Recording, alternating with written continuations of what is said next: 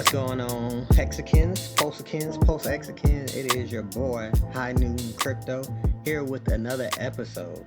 And I'm not gonna lie to y'all, I'm extremely excited about this episode. The thumbnail itself got me excited. To me, it's cold. It's cold as hell.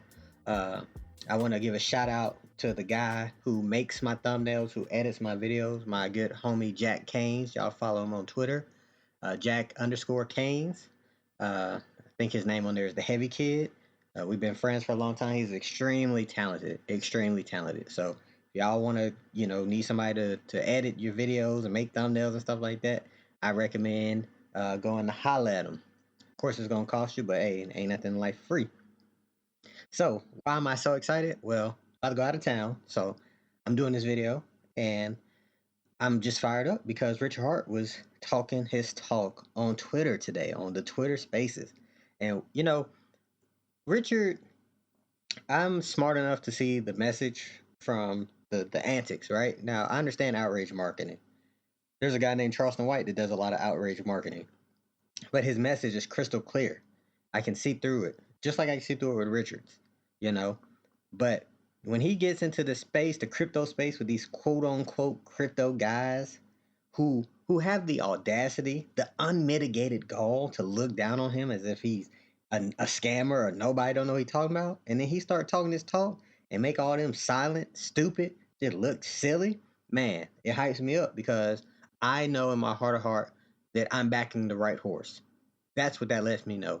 It lets me know that the fact that he is as hated as he is and is clearly the most smartest that of anybody speaking, really. I mean, it shows me that we are at the right place at the right time in history, and we're going to be incredibly successful.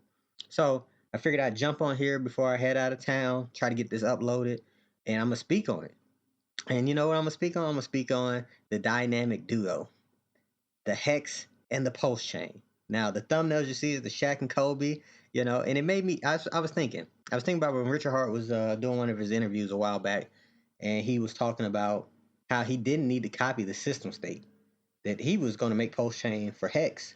He even said it in the old interview with Trayvon James, that if, Ethereum ever became unusable, he would just fork it. So it's always been in the back of his mind that in order to get to where he needs to go, as far as the glory that he wants to reach, having the best performing asset of all time, it's going to take potentially his own blockchain of his creating.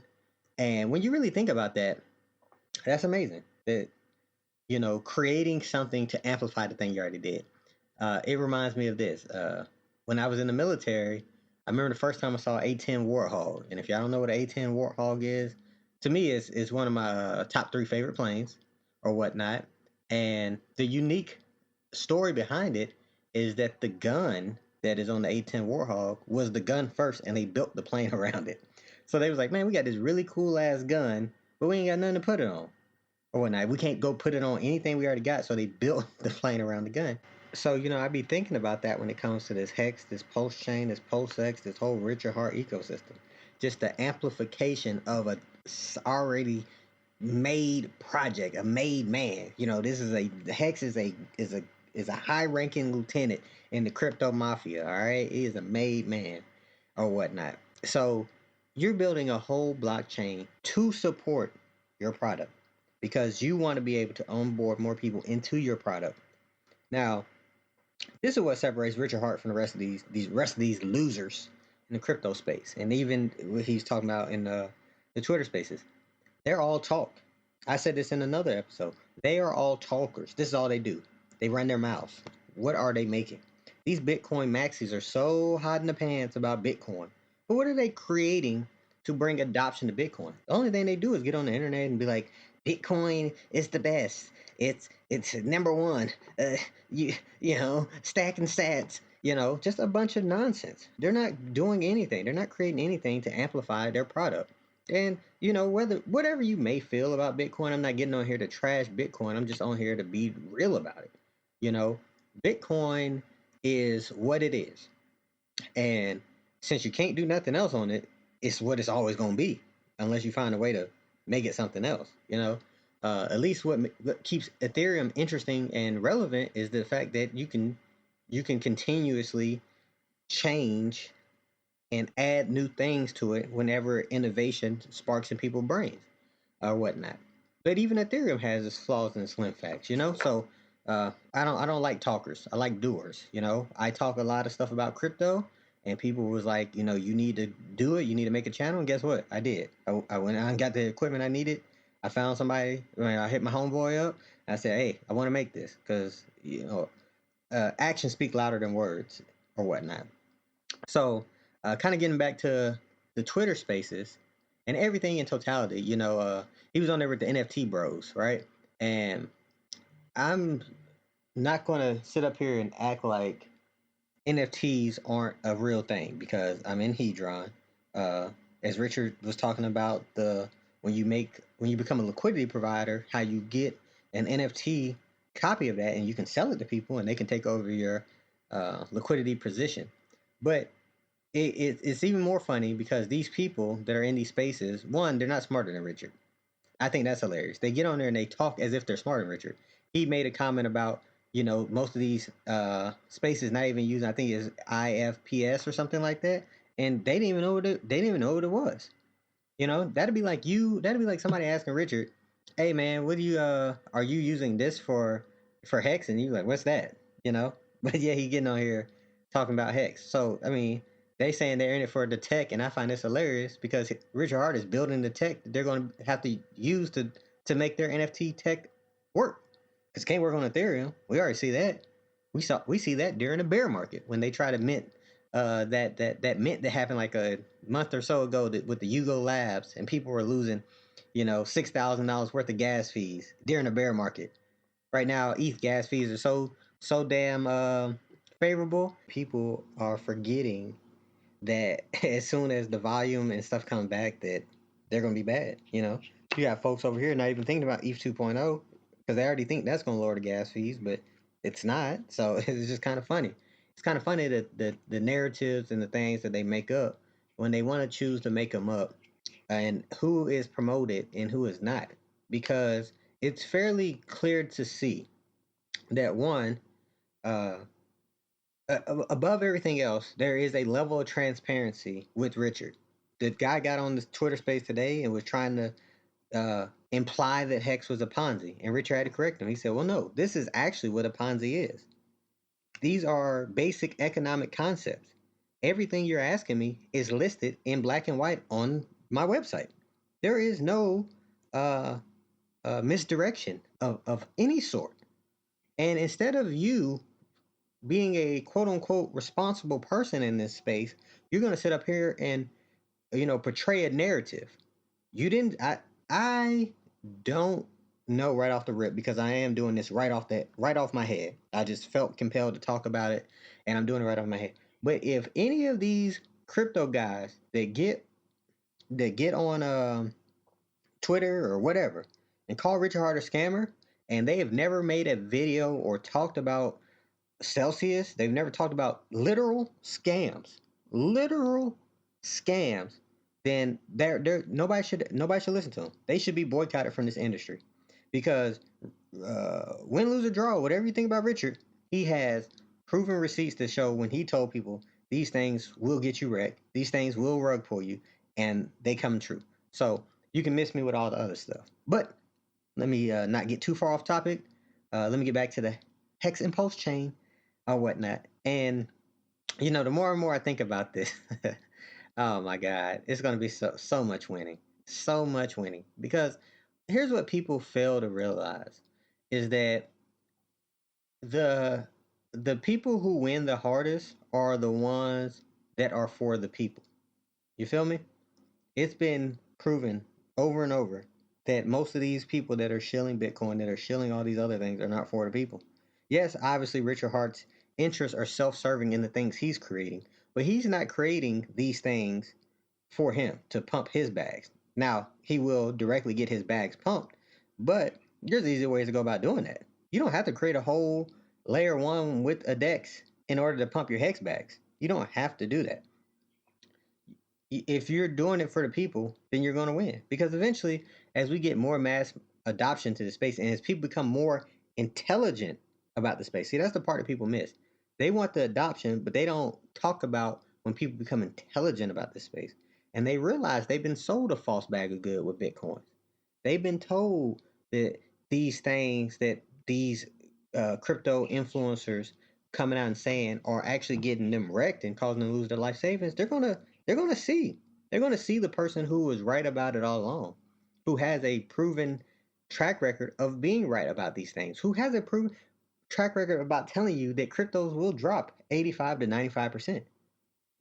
People they're so quick to come talk about the hex chart, and Rich Hart's like, yeah, man, I told you it does that. While everybody else was, but while everybody else was telling you to buy higher, to buy new all-time highs, to buy the top, I was saying the difference. I was saying differently. Excuse me. So this is going to be crazy because when you really think about it, let's kind of frame this all in the proper context about why making a blockchain for Hex is going to make Hex, in my opinion, go up, could possibly go up, and can exceed market cap wise these Bitcoin and Ethereum. Now, let's put this in perspective. Because he can't just take Hex off of Ethereum and put it onto Pulse chain, we're going to have Hex on two different chains, right? Two different arbitrage opportunities or whatnot. And then you have a bridge in the middle that can allow you to come from ETH to Pulse chain, right? Now, we currently have members in the Hex community that are attempting to absorb large amounts of the supply and get them locked up for 15 years. You already had Hedron do it. I know Wales Only, the Hex Investment Trust will be doing it. And he talks about this too, about creating more OAs, right? Along with the actual OA that is out there, who we assume to be the person who created Hex, right?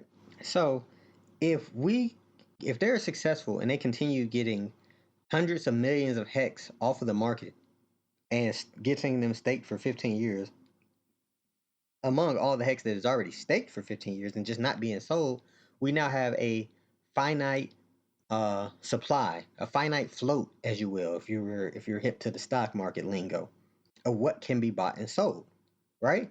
So when you reduce the supply that much, the available supply that much, it allows for easier price appreciation, right? Now, peep this. Richard Hart has been on the record, wink, wink, nudge, nudge, saying that there won't be no cheap Hex. You're not Post chain will not launch and Hex is less than a penny if Hex on Ethereum is still 3.5 cents. So we can automatically see parity, right? Or something close to it, if not exactly, a true one-to-one value per se. But he also talks about the $600+ million worth of stables that are sitting in the sacrifice wallets. You know, he changed all whomever has access to those addresses, changed those coins out to stable. So there's nothing really saying that that has to be used for liquidity.